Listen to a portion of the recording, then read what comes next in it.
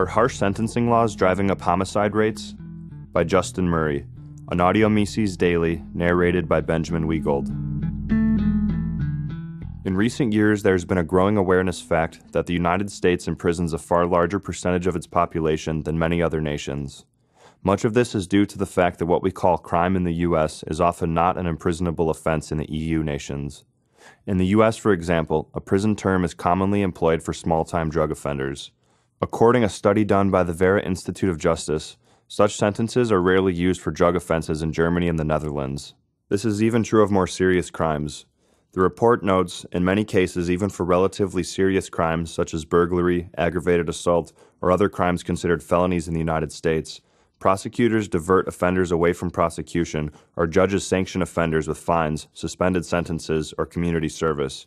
In both the Netherlands and Germany, fines are used extensively as a primary sanction. This reflects a basic difference in sentencing in the U.S.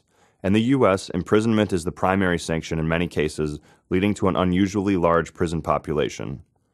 Jurisdictions across the U.S. and around the world grapple with the same basic questions regarding the role of punishment in their criminal justice systems. Who should be punished? How should offenders be punished?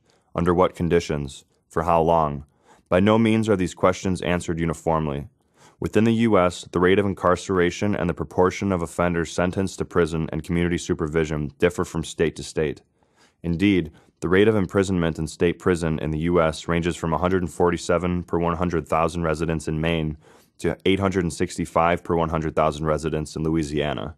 The overall imprisonment rate in the United States, including the jail and federal population, is 716 per 100,000 residents. The comparison to European rates is startling. 79 per 100,000 residents in Germany and 82 per 100,000 residents in the Netherlands are in prison. The use and sale of prohibited narcotics makes up a majority of the U.S.'s prison population.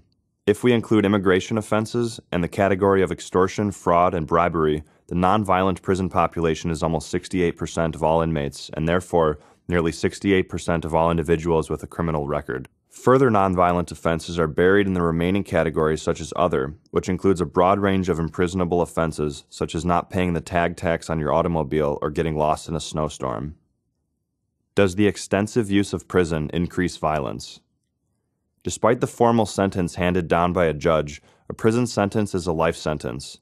The simple fact is that being branded a criminal cuts off individuals from nearly all forms of employment opportunities. Nonviolent offenses average between 3 to 5 years combined with prison and supervised parole. Even if employers ignored a person's prior prison history in hiring decisions, the length of time absent from the workforce is significant, while the lost income during incarceration is frequently insurmountable. Being a guest of the state often carries an added sentence of perpetual state-induced poverty. Prison itself is a dehumanizing experience.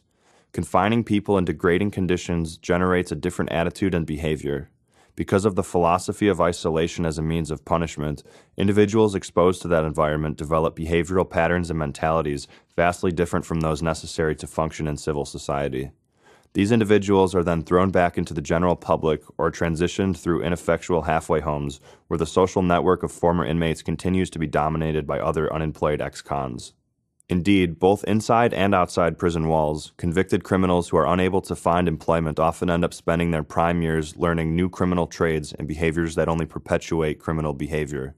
In turn, this has led to a phenomenon in which we find an enormous correlation between having a criminal past and being a victim of homicide. Statistics in several major metropolitan areas, including Milwaukee, Baltimore, and Newark, have shown a clear connection between the two. According to USA Today, in Milwaukee, local leaders created the Homicide Commission after a spike in violence led to a 39% increase in murders in 2005. The group compiled statistics on victims' criminal histories for the first time and found that 77% of homicide victims in the past 2 years had an average of nearly 12 arrests. Philadelphia also has seen the number of victims with criminal pasts inch up to 75% this year from 71% in 2005. In Newark, roughly 85% of victims killed in the first 6 months of this year had criminal records, on par with the percentage in 2005, but up from 81% last year, police statistics show. A connection between incarceration and homicide? So, does the cycle of imprisonment and impoverishment actually lead to more serious crime?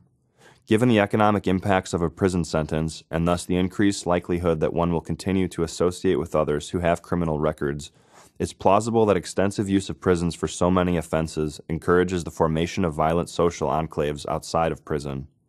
This in turn leads us to the fact that a disproportionate number of homicide victims have criminal records. In fact, if we look for a connection between incarceration rates and homicide rates in U.S. states and European countries, we find a clear correlation. X and Y axes, N per 100,000. This chart compares the homicide rate of each of the 50 U.S. states and a number of Western and Central European nations. The incarceration rate of the U.S. is 716 per 100,000 compared to the average of Western and Central European nations, which is 102. Making comparisons between countries and states on homicide is very problematic, and any number of factors can be at play. It's difficult to show clear connections between homicides and other factors such as gun ownership. Moreover, one might be tempted to claim that incarceration rates are higher because Americans are more violent due to some other outside factors. However, given the prevalence of criminal records among homicide victims and the American propensity to create large numbers of people who have spent time in prison, it may be worth a second look at how our immense prison population may be a contributing factor to overall violent criminal activity. It may be just another example of one of the state's efforts to protect us gone wrong. The Mises Institute hopes you have enjoyed this audio Mises Daily. For a world of free market literature, media, and discussion, visit Mises.org.